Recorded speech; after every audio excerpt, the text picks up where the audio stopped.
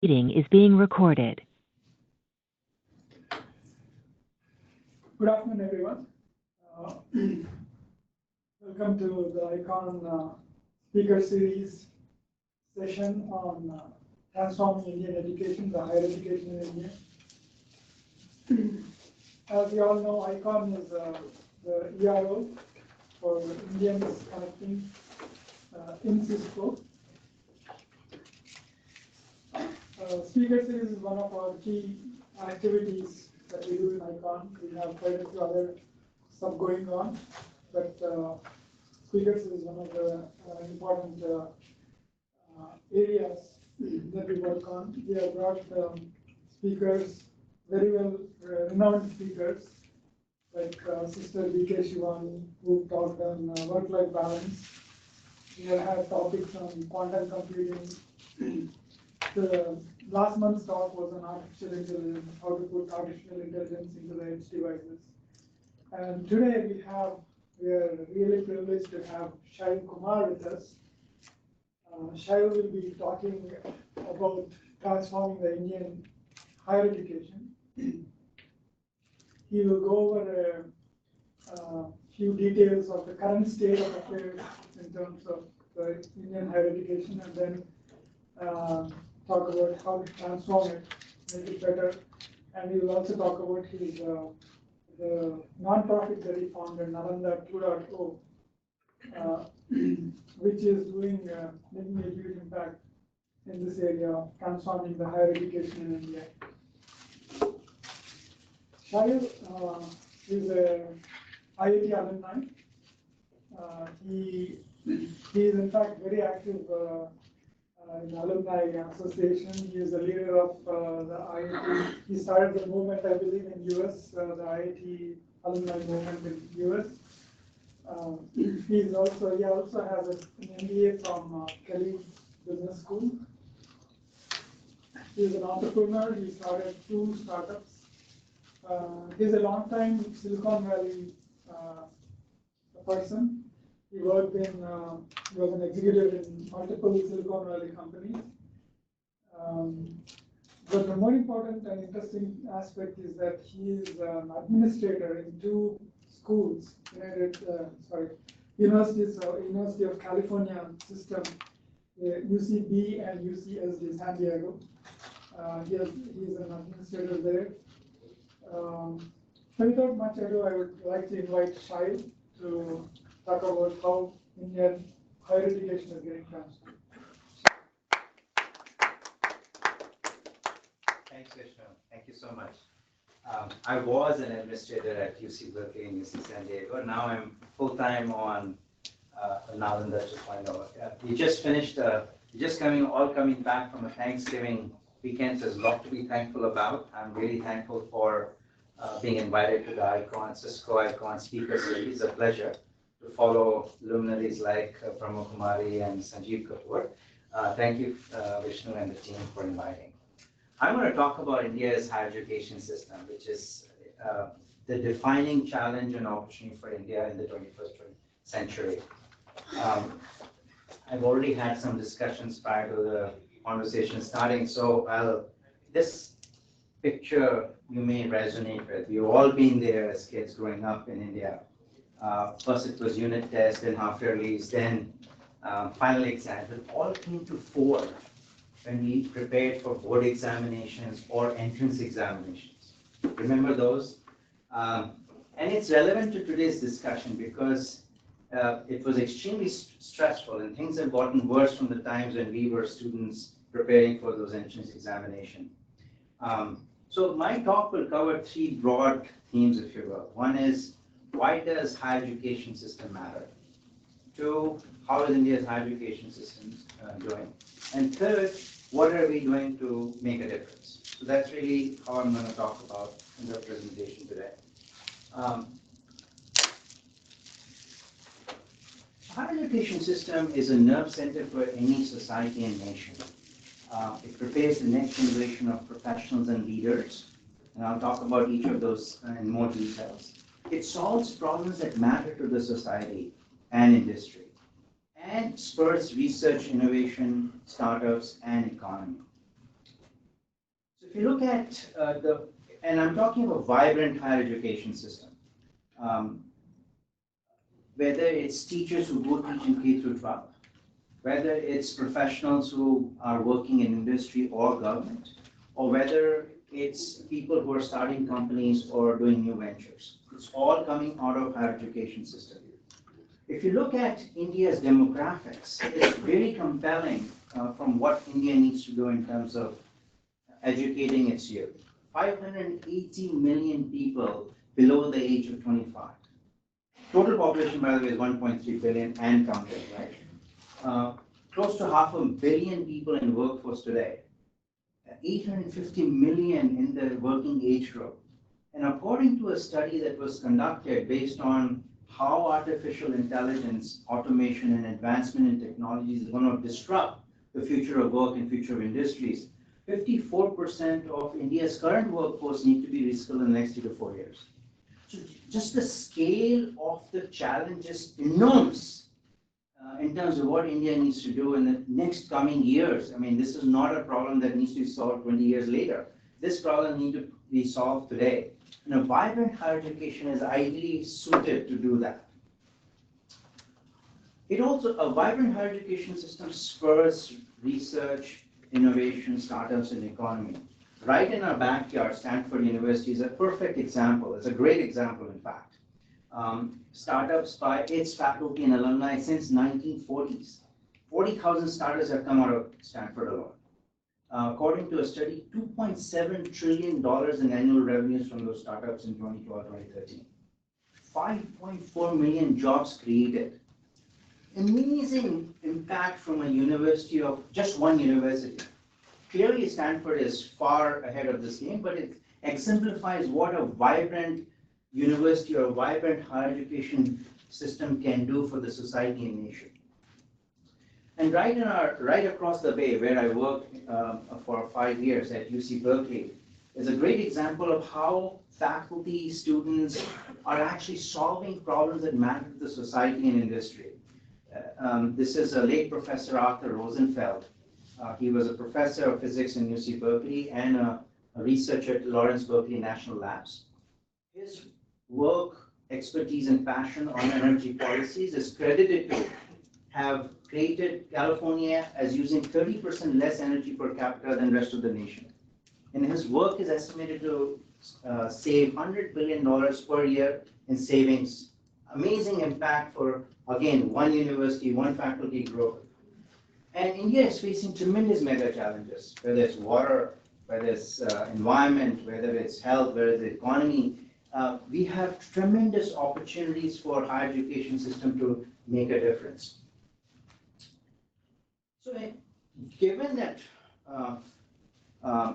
the opportunity that presents itself in higher education system in terms of education, upskilling, reskilling, research, innovation starts and addressing problems. So the question is, how is India doing in that? India has just one university in the top 100 of global rankings. US has 139, China has 51. South Korea, which has a population of 50 million, which is approximately that of Andhra Pradesh, has 10. Singapore has a population of 5 to 6 million, has 2. India, with 1.3 billion people, has just 1. That's IISc Bangalore, by the way. If you take the top tier institution that people keep talking about, IITs, IIMs, AIMS, put together entire student enrollment in those institutions is less than 2.2% of the total student enrollment in the entire Indian higher education system. It's a drop in the bucket. As a result, when you look, if you remember that picture I showed you earlier, where we were all deep down studying for entrance exams or board exams, the coaching costs and time have escalated through the roof. They're skyrocketed. So these numbers are for IIT joint entrance examination. In 1960s, people didn't spend any money, extra time or money to take their IIT exam. In 1980s, when I took the IIT JEE, it was customary at that point to study for 1 year with a nose to the grind sort of mindset. And take Agrawal classes or brilliant tutorials, which probably cost 1,000 rupees. Those names might sound familiar to those in that era. Now that number is 4 years to get to just, by the way, there's no guarantee if you study for 4 years, you'll actually get it. It's just a minimum bar, if you will. And the costs have gone through the roof again from what 1,000 rupees in 1980s to, depending on the city, 2.5 lakh rupees to 5 lakh rupees. It has created huge barriers to entry into the higher education system given what's happening in the system, I mean in India. We are all on the coaching treadmill. 95% of students in metros are taking private tutoring to really help them get better for their board exam scores and entrance examinations.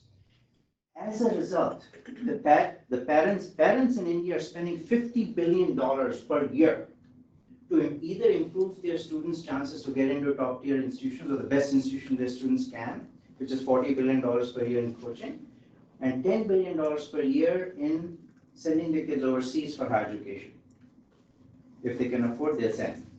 In fact, that number has increased significantly from 1990s to now. That is 10 times more than the government of India is spending on higher education. It's a problem in itself and a huge symptom of the problem. Gross enrollment ratio is a metric that's used across the world to measure how higher education system, what's the scale of use and how many people are in the higher education system. It's a ratio which is total enrollment divided by total population of 18 to 23 years. We are at 27%.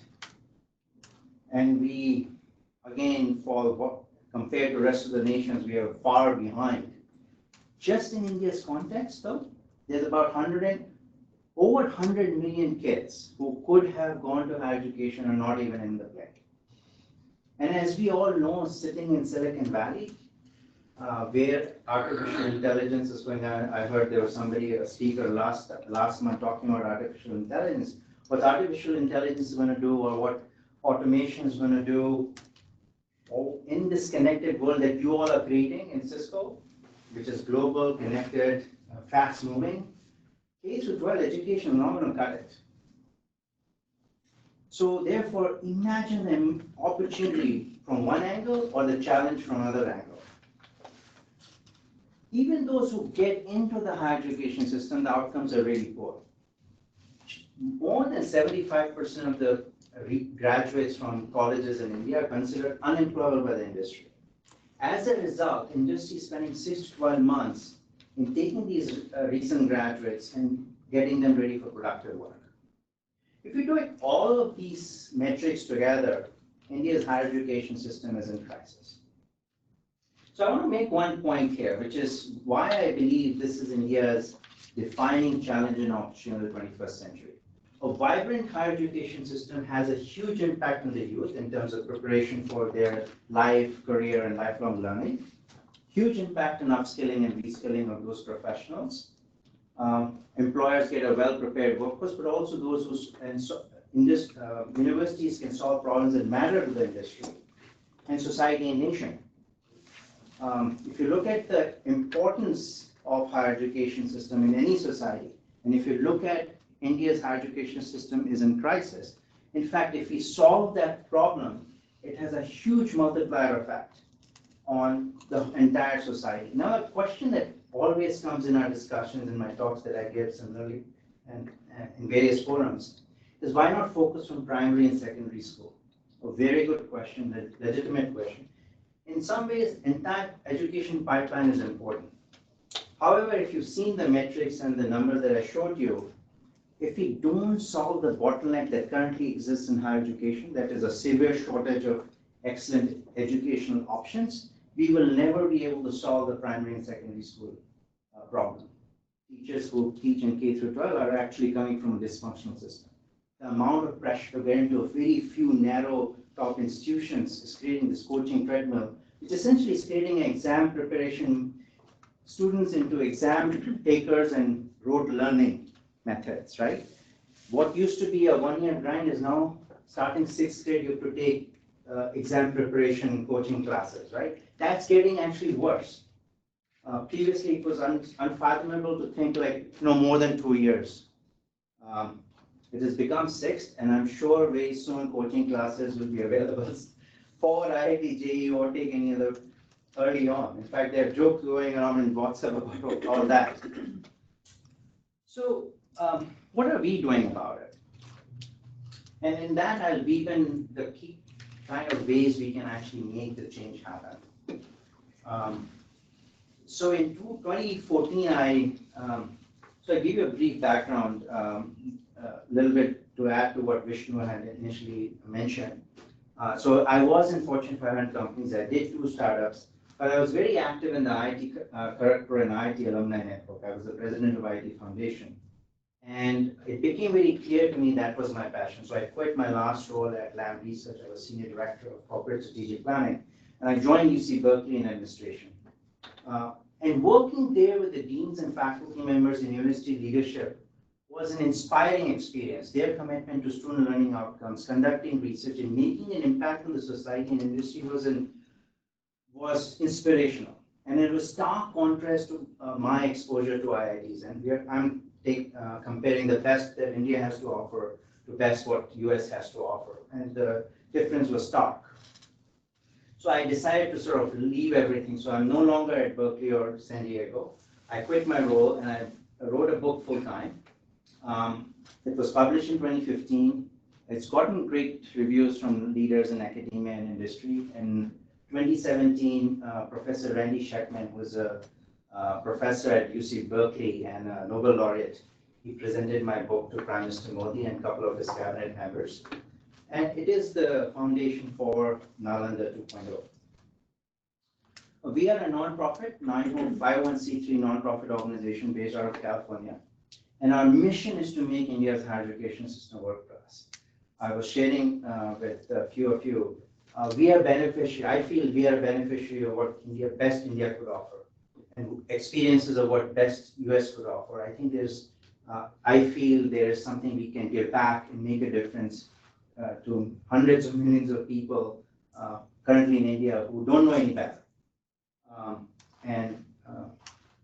In order to make that happen, the team is really important. So I'm really excited to share with you that we have a growing community of over 250 people, which consists of a board of directors, a global advisory council, a whole bunch of advisors and active volunteers, friends and donors. So we have about 170 donors. I just wanted to acknowledge our foundation donors, which include the Tersadia Foundation, Deshpande Foundation, Guru Kripa Foundation. Their support and 165 donors have partially funded this journey so far. The initiative, in addition to me and the board of directors, we have Arjun Malhotra, is a co-founder of HCL and a serial entrepreneur. Krishna Saraswati is a professor at Stanford. We have a global advisory council that draws from academic leaders from both India and US, and some leaders in civil society, again, both from US and India. And we have a very active team of volunteers, again, both from India and US. As an example, I'd like to just call out Rakesh Mishra. He's an IIT Madras alum. He got his PhD from Stanford. He's a co-founder of a company that just got acquired by VMware. An amazing, the entire group is an amazing group of people who are mostly IIT alums, but not necessarily exclusively. But they all have got the masters or PhDs from US universities and are deeply passionate about seeing positive changes in India's higher education system. So we have 3 initiatives. One is we believe educating stakeholders is really critical. Before we can solve a problem, we have to first acknowledge the problem. So a lot of these talks, such as this, is all about that. Writing blogs and articles. We have a panel discussions. So earlier this year, I was at the Harvard India conference. We have given similar talks at Amazon, Salesforce, and Workday, among others. We are also advising governments, and to, I think, your questions, we believe policy level changes can make a huge impact at scale quickly. So we have been talking to both central governments and state governments. And in central government, we've been talking to Prime Minister's office, MHRD, and leaders in Niti Aayog. And we have also been speaking to the new Education Policy Committee that was formed several years back. Pleased to share that some of our recommendations have been incorporated in the draft policy document that came out, and we have been acknowledged as having given inputs. We are also talking to state government leaders in Telangana, Andhra Pradesh, and Delhi. Earlier this year, we were officially appointed the knowledge partner for the Delhi government, and we've been working with them to come up with draft recommendations, which when implemented can make Delhi an innovation knowledge capital. So very exciting developments over the last few years. Finally, we said, let's do something on the ground, in addition to policy level changes, in addition to educating stakeholders. So we decided we want to build the Stanford of the East in India. And it's a very ambitious initiative. We want this to be a multidisciplinary research university, like the ones I've been giving examples about, Berkeley and Stanford, which by 2050 will be in the top 25 of global rankings, and whose faculty members have won global awards such as Nobel Prize in Turing Awards. So for such a big initiative in terms of ambition and impact, we assembled a global advisory board just to focus on the university initiative. And we brought exceptional leaders from business, academia, industry, research, from India, Singapore, UAE, and UK. It's an amazing group of people, and we spent the entire last year thinking about how do you create such a university in India. And we spent a lot of time thinking about what can we learn from success stories in India and around the world. We looked at lessons learned from things that didn't work. We looked at future of work, future of industries, how education might change in the future. We took all of that thinking and came up with a master plan for the university. We are now in the execution phase. We are actually actively fundraising. I'll talk briefly about that. And we are looking at locations very actively. So one of the core design principles of this university, and UFI for short, is to attract the best and the brightest talent as faculty members. Because if you look at Stanford or Harvard, MIT, pick your favorite top university, they are what they are because of its faculty members. Great faculty attract great students, they do magic, they attract funding. It becomes a virtuous cycle. We have seen it repeatedly in every single successful university. So we said, in order to make the university that we are planning to be a world class, we have to solve for that. If we solve for that, then all pieces will come together. So we looked at a number of factors, how it will make it happen. Among other things, we believe market compensation matters, location matters, of course it's a peer group, the ecosystem matters. We also said, much like Stanford philosophy of building steeples of excellence, we'll do that. And unlike most universities in India, we'll start with PhD programs. And we'll focus on a particular areas, and I'll talk a little bit about that. Once we have a critical mass of faculty, then we'll open up master's and undergraduate program. And we want this university to solve problems that matter to the society and industry. I think that's a theme that you probably now can see a pattern throughout the presentation, that it's not just about education. It's not just about preparing students, and that's an important cause and mission of any higher education system, but it's more than that. It's more than that in terms of how do we spur research, innovation, startups, and economy. A journey of 1,000 miles begins with a single step. And to use an industry terminology or a venture, startup terminology, what's a go-to-market? We can't create Stanford of the East from day one. We have to start somewhere small and then grow it. So we have decided to start by launching the Global Institute for Artificial Intelligence, an interdisciplinary center for research, education, innovation, and entrepreneurship that within 5 years becomes the largest and one of the preeminent centers, such a center in the world. We are very excited about this because we believe AI is a once-in-a-generation revolution, which has huge implications for all stakeholders and across industries. So it has a huge upside and a potential momentum right from get-go. We are in fundraising mode right now with anchor donations. We believe we can be operational by 2021-22. We have completed the planning. We are the first two steps of resource mobilization. And by June of next year, we expect to go into early execution foundational actions. Our plans, as a result of all the work we have done since I started writing the book in 2014, I think we are now at the cusp of making this dream come true. In fact, in my book, I talk about how we need 100 world-class multidisciplinary research universities. We said if we can create one and demonstrate the impact of what we're talking about on the ground, we can essentially create a new genre of universities in India. While IITs and IIMs and AIMS played an important role in raising the bar post-independence, we believe there's an opportunity now to raise the bar significantly higher. We always had the raw talent, but now as a country, we have more wealth and confidence and ambition to be at the top. So I think the confluence of all those factors have created a context where such an idea is welcome. So we are planning to finalize city and secure land.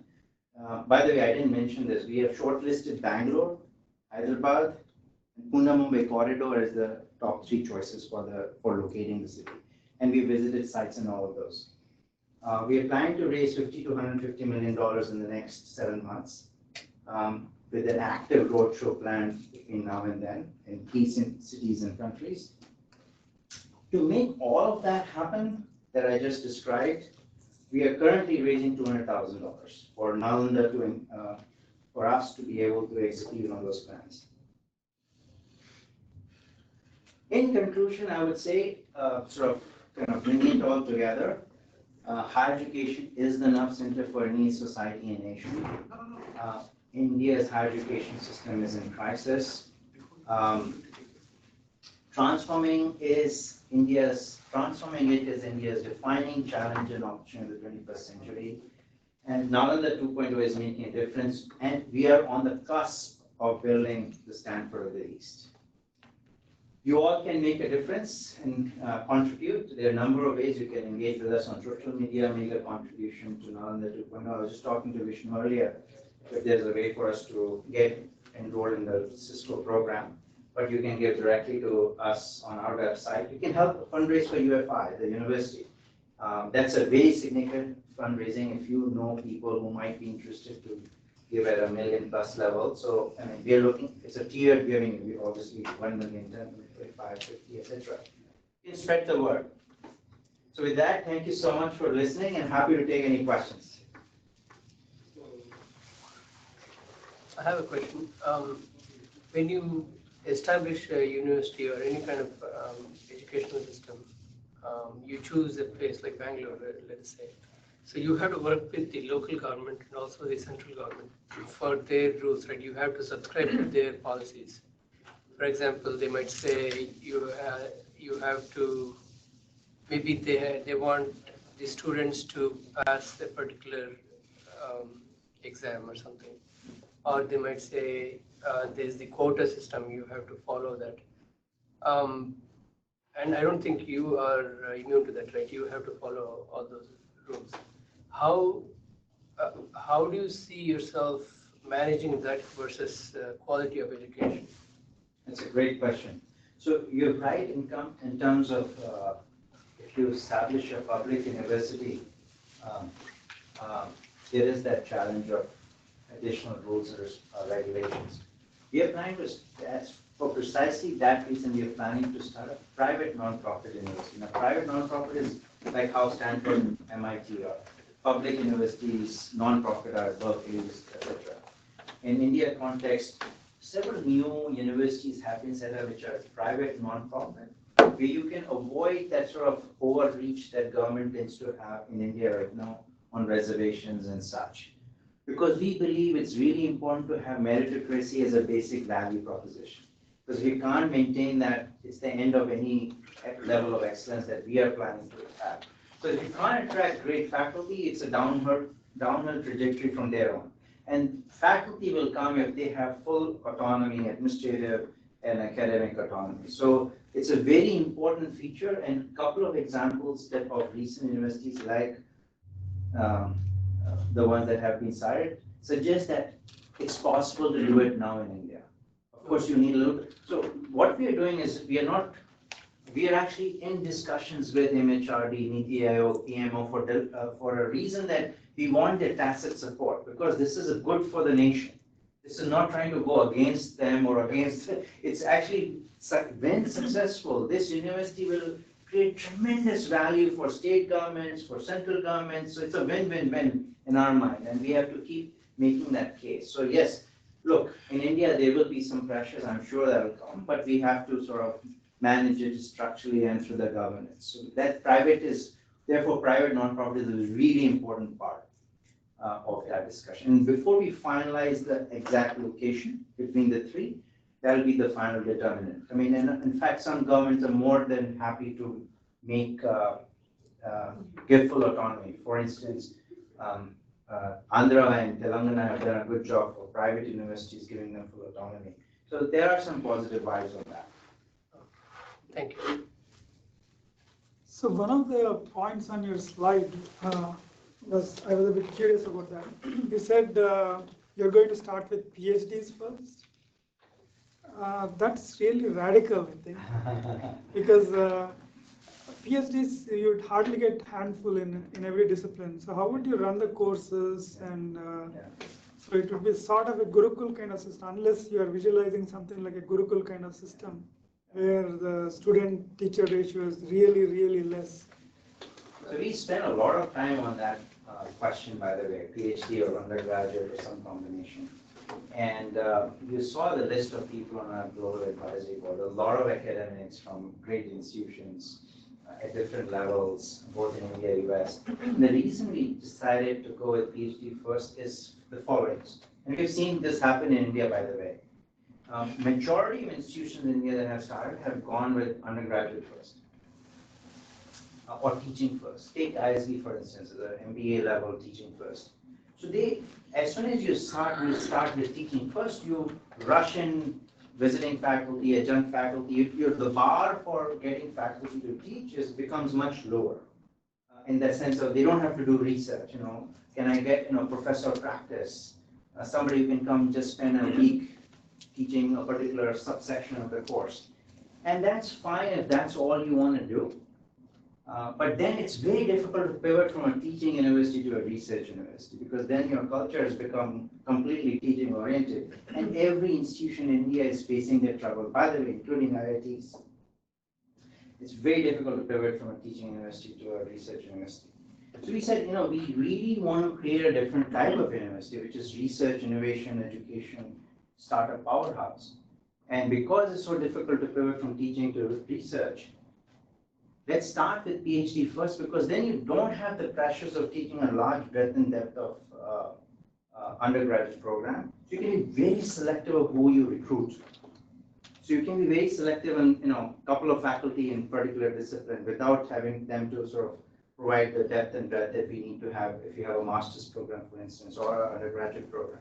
So that was the reason why we chose initially. But by the way, having said that, we want this to be an accelerated university. Given the scale we are talking about in terms of demographics, we don't have the luxury that Stanford had to grow over the last 150 years or Harvard had over 400 years. So there is a concept called accelerated university, and it's not just new concept, by the way. It's been applied in various spaces around the world, where we think within a matter of years, maybe 2 years, we can get a critical mass enough to start masters and undergraduate. And that's why our whole strategy of starting with the Global Institute for AI. It gives us sort of enough fencing around what we need to really create, and yet provide valuable programming across section. So we think that's a way to allow us to make sure we get the best faculty no matter what, reduce the pressures essentially, which we have seen happen. By the way, I see Bangalore, the only one that shows up in the top 500 global ranking, started as a PhD program. So there they had a different problem, in fact. For the longest time, it was PhD and masters, by the way, some masters, but mostly PhD and masters. Then they decided they want to do undergraduate, but since they took such a long time to reach that conclusion, they want to do an undergraduate also. The faculty resistance is very high to have an undergraduate. So we believe for a number of reasons, we want to start with PhD, but quickly get to masters and undergraduate. So it'll be resource intensive very significantly upfront because PhD means fellowships. There's no tuition fees coming in that. So from a financial modeling point of view, if you will, this will be resource intensive university, and that's why the scale of fundraising you see is very, very high. So Shail, in 2021 is what you're thinking of starting the university off the ground, right? So how many students are you planning in the first round, and are they just going to be from India? Is it going to be just limited to the Indian population? Because we are trying to solve for India's challenges in terms of the scale of the number of people in that age group. Do you have that planned out? Yeah, no, of course. So, and sort of relates to Vishnu's question, because we are planning to start as PhDs, numbers will be much smaller, right? I mean, we're talking first 2 years, we get from 20 to 50 faculty, and maybe 5 to 6 PhD per faculty. We're talking very small numbers.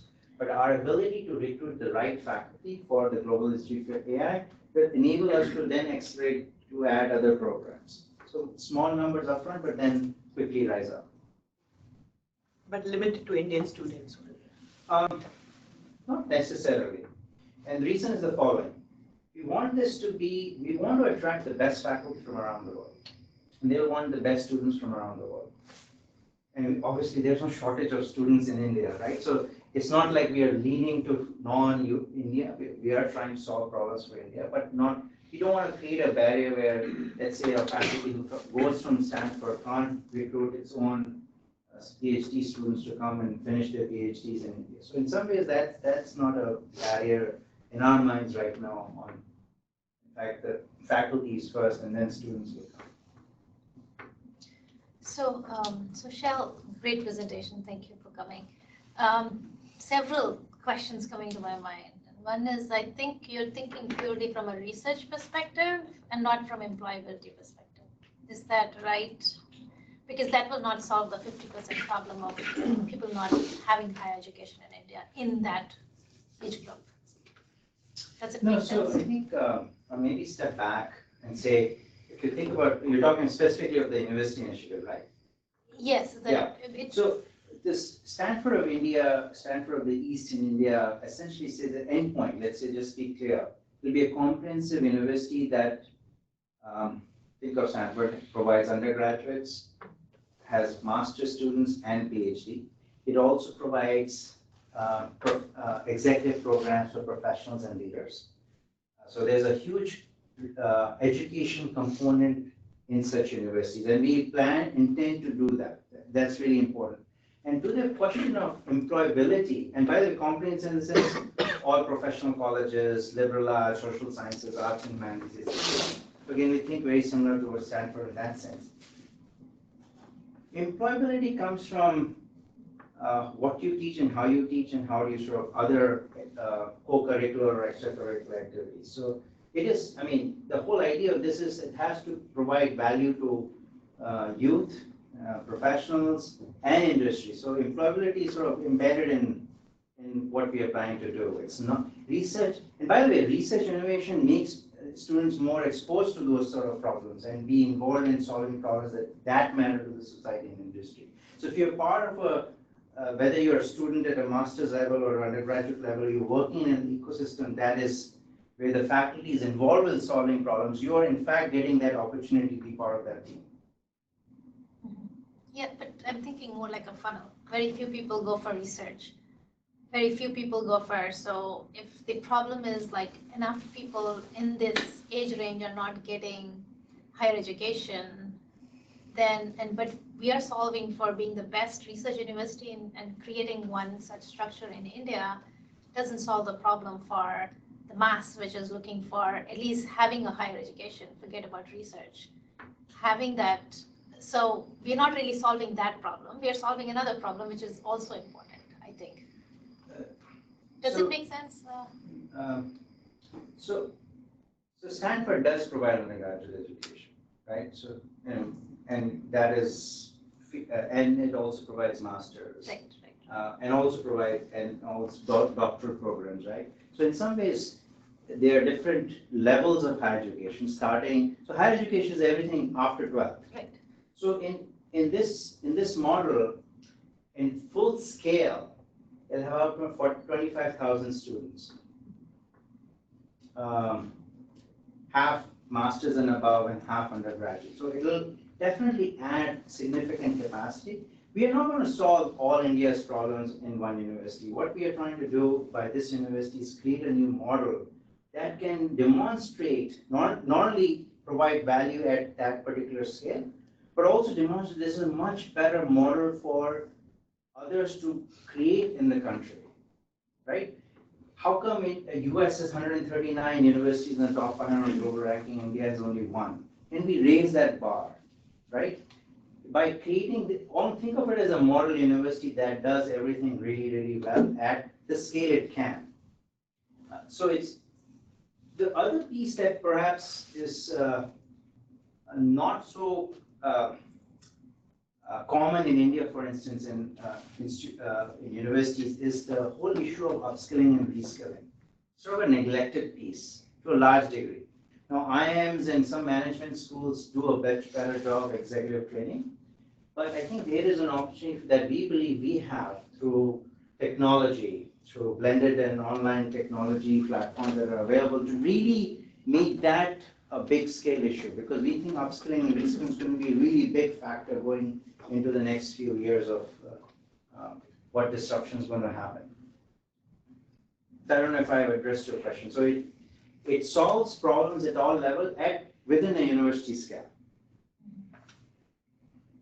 Have you thought of partnerships with other universities? Absolutely. So in today's world, sorry, your name? I'm Tanuja. Tanuja. In today's world, Tanuja, and having worked at Berkeley and UC San Diego, the only model today to create value is to be completely networked with the ecosystem. There's no such thing as only one university doing everything. In fact, even at Berkeley, we were constantly collaborating with UCSF and Stanford and other peer institutions on particular research projects. So collaborating with universities is absolutely part of our game plan. Engaging with industry and governments. One of the things that's very attractive for us in terms of India's context is if you're working very closely with all stakeholders, you know what kind of problems they're facing, what kind of skill set they're looking for, and how we can act. So that engagement creates tremendous amount of learning both ways. So whether it's employability, whether it's solving problems that matter, it's really sort of has to be part of the DNA from get-go. And I think creating a private university does another thing, by the way, to your earlier question. Because we are going to be raising money from external agencies and industry for ongoing sustainable financial model, by DNA you're required to be engaged, because you can't be an ivory tower and expect money to flow in. And that's true for an institution here in the US, whether it's Berkeley or UC San Diego or Stanford or any MIT, etc. They're extremely engaged universities for more than one reason. And that plays really well. So long answer to your question, yes, extremely important to be globally connected, not just within India, but globally across and NGOs, industry, universities, absolutely. Research labs.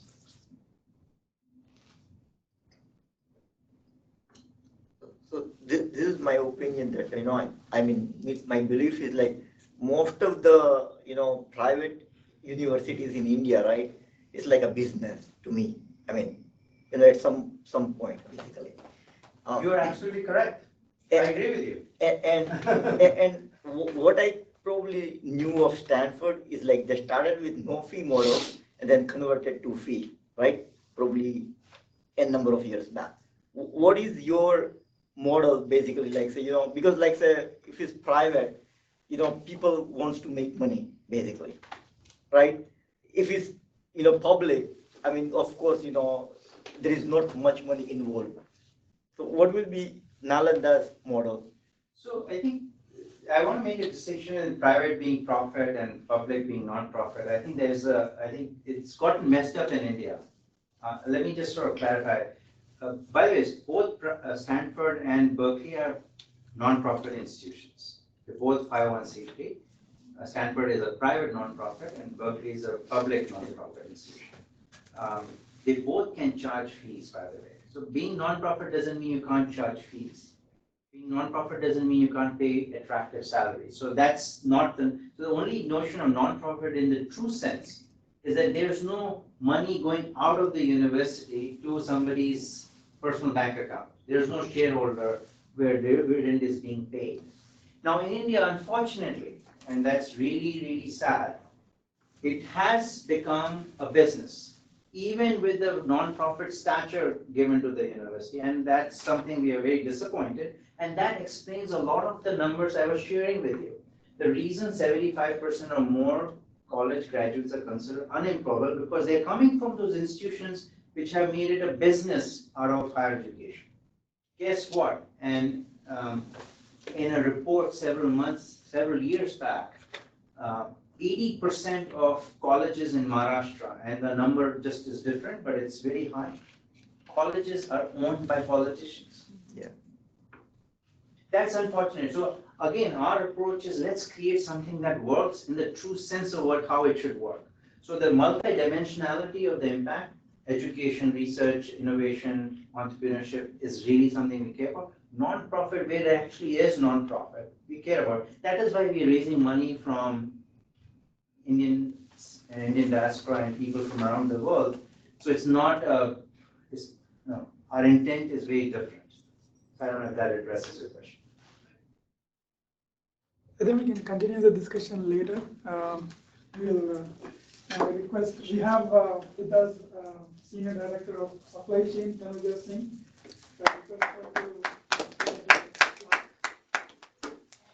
Thank you for your time. Thanks, Tanuja. Really appreciate it. Tanuja, 1 minute, Tanuja, 1 minute. Just 1 minute.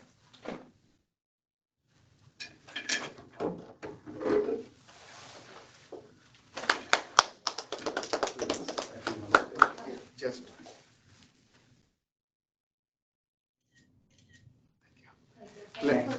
Thank you so much. I appreciate it. With one more thing, we'll just have one group photo. Oh, sure. One group photo and then we'll continue the discussion. Great. Can we all come here, please? I will request somebody from outside to take the picture. I can take it. Oh, he can take it. I can take it. Yeah. You can also be in photo too, right? Come here, buddy. You, do I have this? Not have this?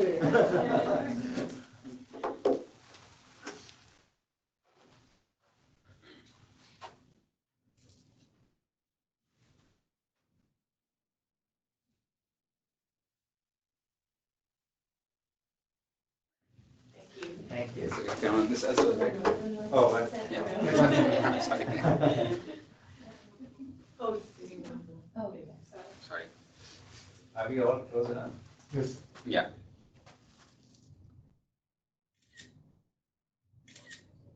Thank you.